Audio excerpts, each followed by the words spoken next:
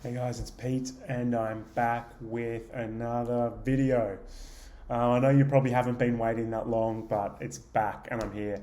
Just trying to make a little bit more content this year, so I hope you can enjoy. Well, firstly, I just want to get back in touch with this loose thread, which was getting my Rolex 114060 serviced. Now, I know that this is like pretty boring to some, but maybe there's a few people out there that are wondering or want to have a bit more of an understanding of the Sydney Rolex Service Centre. I'm just going to provide you a little bit of information. So essentially what happened here was I went snorkeling with it, made sure it was super screwed down, and I came up the next day and there was moisture in it. It was very annoying, but I decided I'm going to go to the AD tomorrow and just get it sorted out, because if I ever need to sell it, or I ever end up getting a little bit of water near it again, which probably will happen knowing my lifestyle, I need to make sure it's good to go. So I took my Rolex into the service centre in Sydney, and then I probably waited about 3 weeks for a quote to come back. Now, the lady who served me in the AD was very professional.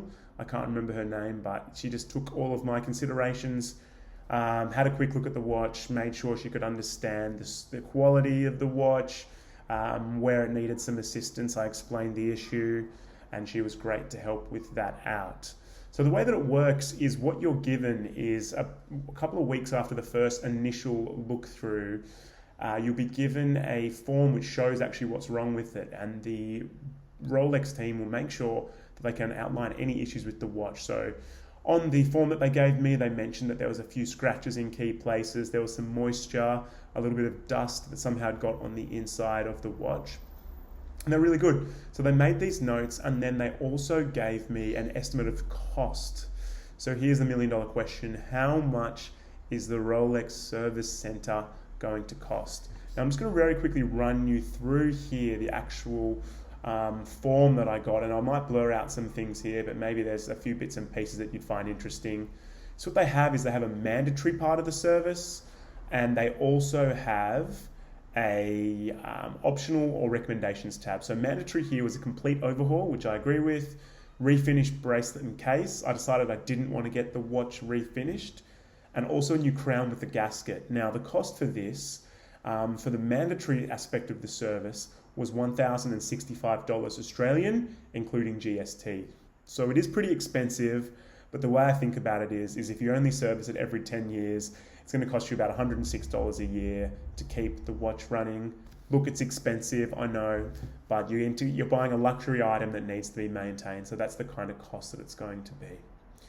Optional requirements, if I like, they could replace the bezel. That's pretty expensive at $566. 60-minute insert, $240, and the sapphire crystal, $142. So including all the optional recommendations, it would cost $2,013. I decided to opt against that and just get a complete overhaul and the crown with gasket. So that's how much it's going to cost. And in terms of the timing's a long time. It's going to take up to 20 weeks to get my watch back. So what they do is they actually get it all together, they send it off to Switzerland, and just because of that COVID, backlog, it's going to take up to 20 weeks. So I'm looking forward to getting my watch back. It should be back in about 2 to 3 months. I'll make another video just updating how that process has gone. Look, so far so good. It is taking a long time, so I'll let you guys know when I hear more. If you have any questions, feel free to chuck some in the comments and I'll get back to you when I can. Peace.